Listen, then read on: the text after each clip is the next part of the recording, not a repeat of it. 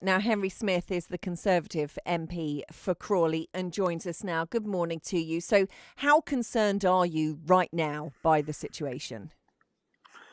Good morning. Well, it's very concerning. As you said at the beginning of your report, towards the start of the pandemic, there were several studies that suggested that Crawley would be one of the worst affected towns anywhere in the country because of the reliance on the aviation industry.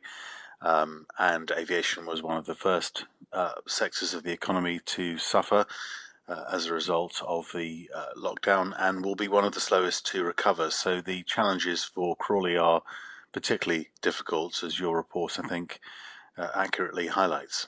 And you've welcomed the announcement of £1 million for Crawley from the government's town fund. Can you tell us more about that? So, is that new funding?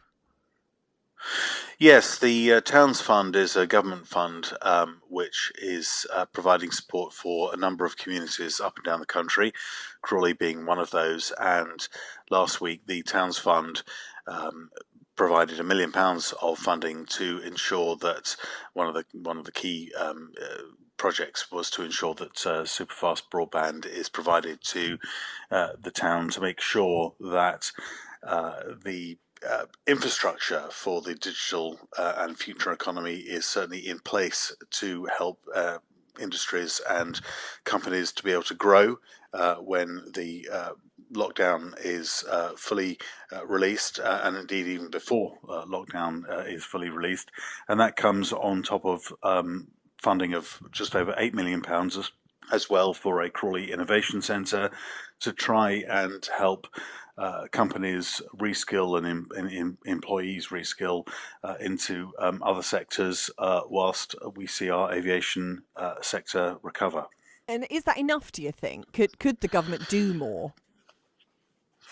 Well, I think the government have invested quite a lot in a number of schemes, such as the coronavirus job retention scheme, which is now being replaced with the announcement last week of support for workers to be able to come back at least in a part-time basis.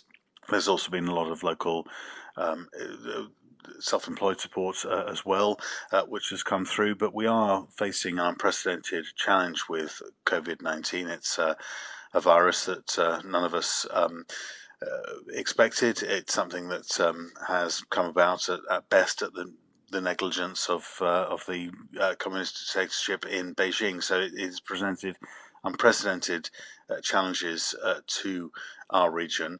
It's something the government are seeking to respond to, but we face some challenging times to come before what is normally a very buoyant economy comes back to its full strength. And you have backed an amendment which would see the House of Commons debate and then vote on any future coronavirus restrictions. Why do you think that that's necessary?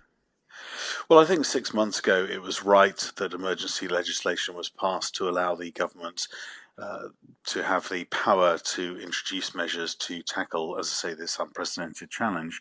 But I think now, as we are getting used to a new normal, it's important that Parliament's elected representatives, the people who represent the people of this country, as recently as the general election last December, are able to be part of many more of those decisions. There's criticism of various different parts of the response to COVID-19. That's inevitable, and hindsight's a wonderful thing, but it's important that MPs, as directly elected representatives of different communities, like myself with Crawley, are able to have a much greater say and vote on future measures.